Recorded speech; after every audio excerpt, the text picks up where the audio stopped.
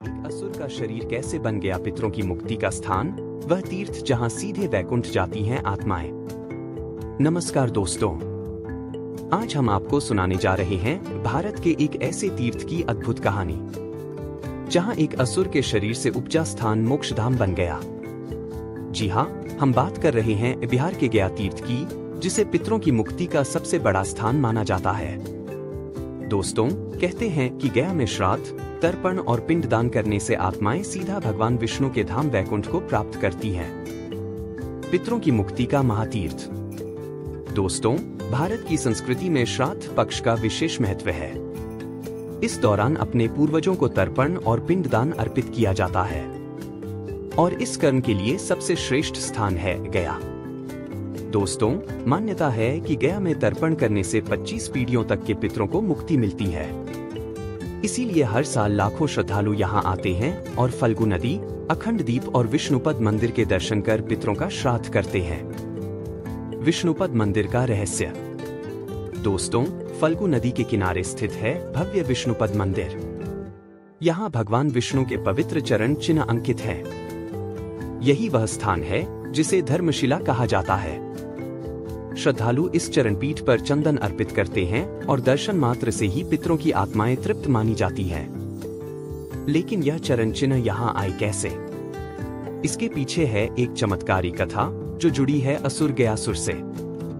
गयासुर की कहानी। एक समय गयासुर नामक एक असुर ने कठोर तप किया।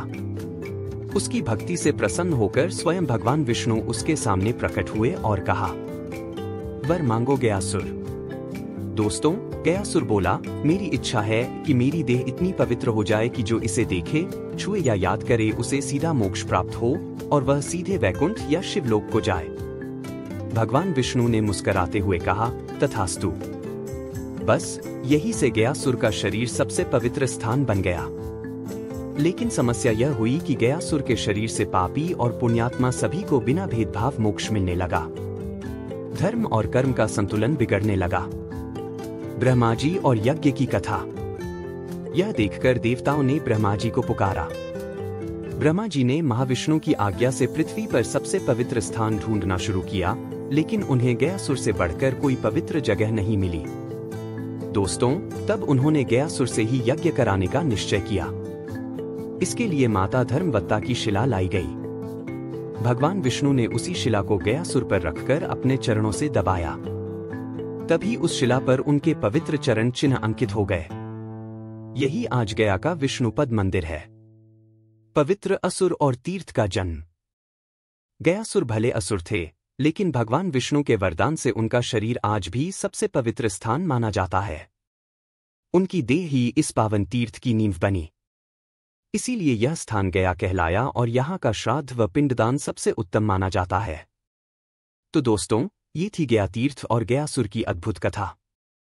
श्रद्धा और विश्वास का यह स्थान हमें यह संदेश देता है कि मोक्ष केवल देवताओं या ऋषियों का अधिकार नहीं है, बल्कि सच्ची भक्ति और आशीर्वाद से असुर भी पावन बन सकता है। दोस्तों, अगर आपको यह कथा ज्ञानवर्धक और रोचक लगी हो तो वीडियो को लाइक और शेयर करें और हमारे चैनल को सब्सक्राइब करना न भूलें।